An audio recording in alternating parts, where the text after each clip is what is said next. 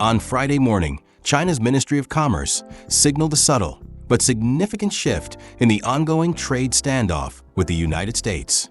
A spokesperson announced that Beijing is now assessing the possibility of entering tariff negotiations with Washington, following what they described as repeated overtures from U.S. officials hoping to jumpstart talks.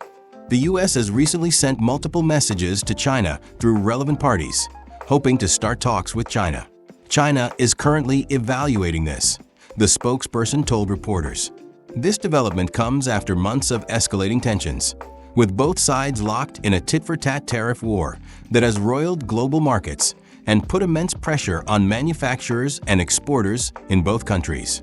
President Trump recently hiked tariffs on Chinese goods to a staggering 145%, while China responded with its own steep tariffs on American imports and restrictions on U.S. companies operating within its borders. Despite the public posturing, experts say the standoff increasingly resembles a high-stakes game of chicken between President Trump and Chinese leader Xi Jinping.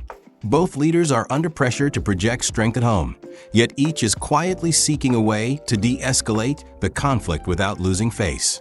At this point, neither side has denied the other's claims about attempts to initiate dialogue, a sign, according to analysts, that some form of contact is indeed underway. Won T-Sung, an academic at the Australian Center on China in the World, notes the two sides are talking. And that is a sign that there is some possibility that some accommodation could be reached. In other words, a compromise may be on the horizon if both parties can find a way to meet halfway. For now, Beijing insists that any negotiations hinge on the U.S. showing genuine sincerity, which, in their view, means rolling back the unilateral tariffs that started the dispute.